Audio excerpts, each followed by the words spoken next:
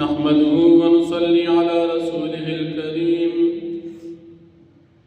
أما بعد فأعوذ بالله من الشيطان الرجيم بسم الله الرحمن الرحيم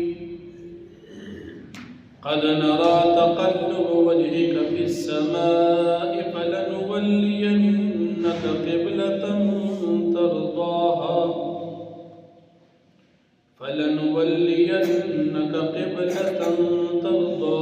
فول وجهك شطر المسجد الحرام صدق الله العظيم. سورة بقرة دویمه پارا یو سلور څلوېښتم آیت دی. په مخکې آیتونو کې د تحویل د قبلې متعلق د اهل کتاب اعتراض او د هغې جواب بیان شو. په دې آیتونو کې الله پاک نبی کریم صلی الله علیه وسلم ته تحویل د قبلې ارشاد فرمایي. کله چې نبی کریم صلی الله علیه وسلم د هجرت نه بعد په مدینه منوره کې بیت المقدس طرف ته مونځ کولو، نبی کریم صلی الله علیه وسلم با اکثریت پدې تما او انتظار و چې الله پاک د طرف نه ماته حکم راشي د بیت الله شریف دا مخ کولو د مانځه په دوران کې. نبی علیہ الصلوۃ والسلام با اسمان طرف ته ډېر کتل. کله چې شپاړس میاشتې او څو ورځې تیر شولې نو نبی کریم صلی الله علیه وسلم د بنو سلمہ په جومات کې ولاړ، مخې بیت المقدس طرف ته کړو. په دې وخت کې جبرئیل علیہ السلام راغی او د الله رب العالمین پیغام یې راوړو چې ته د خپل مخ بیت الله شریف کعبه شریفې ته وګرځوه. په دې وخت کې نبی علیہ السلام د ماسپښین په څلور رکعاته لمونځ کې 2 رکعاته فرض کړي دي، 2 ورته پاتې. نو 2 رکعاته نبی علیہ السلام بیت المقدس طرف ته وکړل او 2 رکعاته بیت الله طرف ته وکړل. هغه ځای کې جمعه نبی علیہ السلام چې کوم جانب ته مخ کړو د هغې مکمل په مقابل جانب باندې بیت الله شریف. نبی علیہ السلام د مقتدیانو ځای ته لاړو او مقتدیان د امام ځای ته. هغه جومات چې اوس هم د دو محرابونو نشان دي، هغې جومات ته مسجد القبلتین ښکلې غټ جومات په هغه ځای جوړ دی. الله دې موږ او تاسو بیا عباداتو نه هلته بوځي. بیا مازدیګر لمونځ نبی علیہ السلام ټول بیت الله شریف ته وکړو. نو ماسپښین 2 رکعاته یو طرف ته او 2 رکعاته بل طرف ته. مازدیګر لمونځ هغه نبی علیہ السلام ټول بیت الله شریف ته شروع کړ. دې ځای کې الله رب العالمین د نبی علیہ السلام د خوشالولو فیصله نازله کړه چې ته د خپل مخ بیت الله شریف ته واړوه. چونکه د حضرت ابراهیم علیہ السلام قبله هم بیت الله شریف او نبی علیہ السلام خو په ملت د حضرت ابراهیم علیہ السلام او د نبی علیہ السلام امت هم په طریقه د ابراهیم علیہ السلام او د دې وجنا نبی علیہ السلام دا تمنا وا چې دې بهترین کعبه طرف ته د مانځه حکم راشي. زوړ درس کې تیر شو چې په مخ د ځمکه اولنې ځای چې جوړ دی هغه کعبه شریفه ده. د ټول دنیا مرکز چې دی هغه کعبه ده. د کعبې نه بعد نور ځمکه خوره شوې. بیت المقدس د کعبې نه 40 کاله بعد جوړ شوی. د اسلام په رڼا کې کعبه د ټول دنیا هغه مرکزی نقطه ده. او د سیاستدانانو موجوده دور چې د اسلام نه کوم باغیان دي د هغې په نس ګرینویچ غالبا دا د ټول دنیا مرکزی نقطه ده. خو د دې دا شی دا د قرآن او د اسلام نه خلاف دی.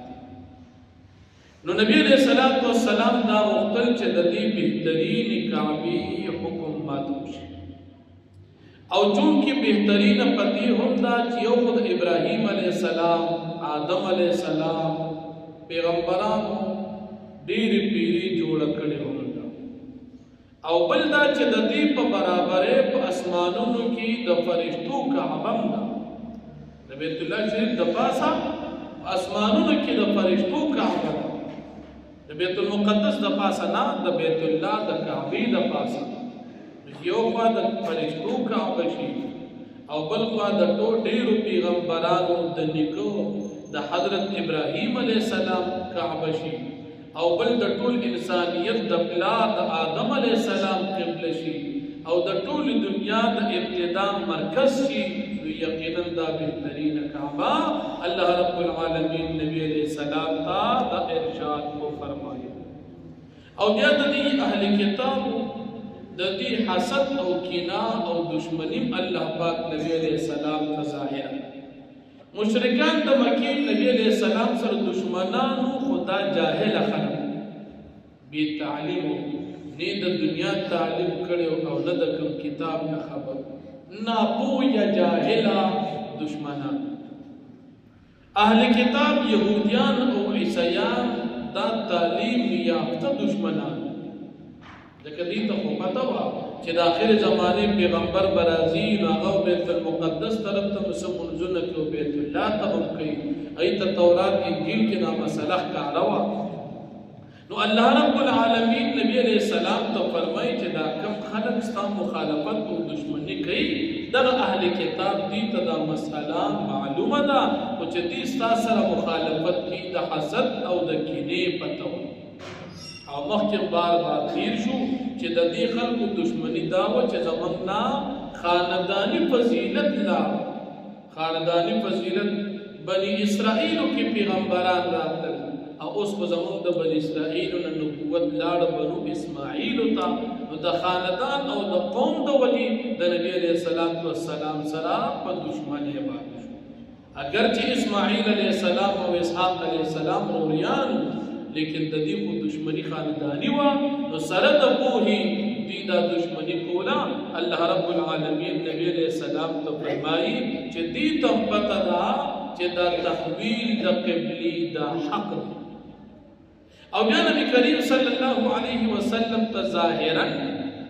او اصلا حقیقتا د نبی علیه السلام امت الله پاک تنبیه ورکړي چې دا يهوديان عیسایان تا نه چرتم خوشحالي دي نشي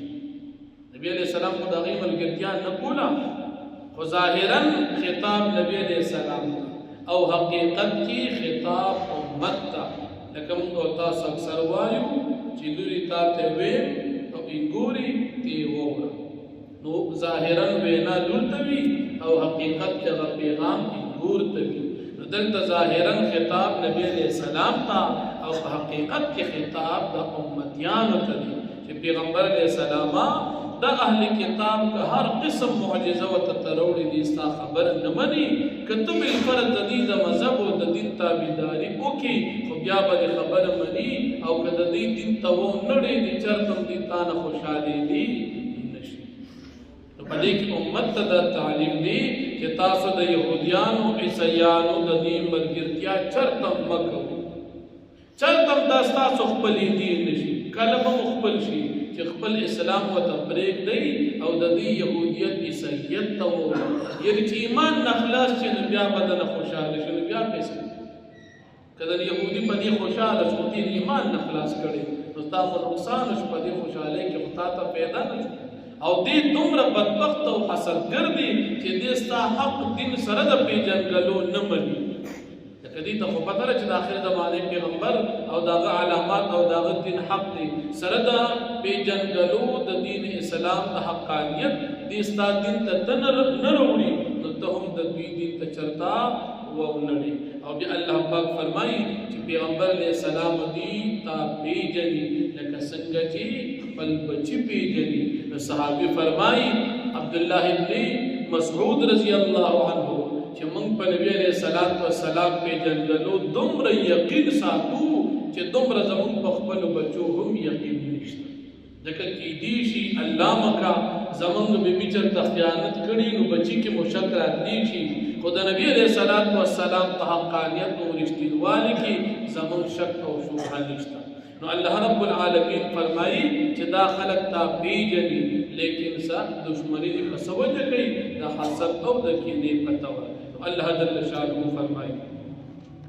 قد نرى تقلب وجهك في السماء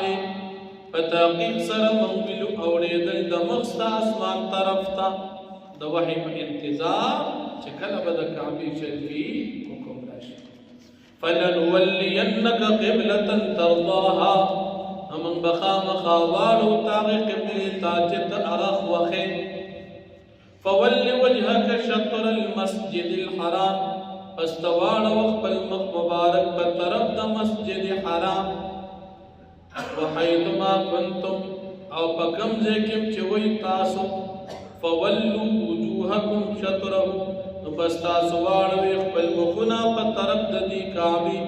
وان الذين اوتوا الكتاب او یقینا هغه کسان چې ته کتاب ورکړي شوي دي يهوديان عیسیان دي لا يعلمون انه الحق من ربهم خامخا دی پیږي چې یقینا د اورېدل د قبلې د حق دي د دې د رب د طرف نه. پخوانو کتابونو کې دا مسله ذکر وه چې بیت المقدس ته مخ کوي او بیا به د دې حکم راځي بیت الله ته اورېدل دي ته معلوم.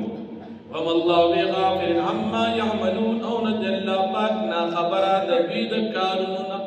ولئن اتيت الذين اوتوا الكتاب او کچرته راوړې پیغمبر علیه السلام هغه خلکو ته چې هغې ته کتاب ورکړی شوي دي بكل آیة هر قسم معجزه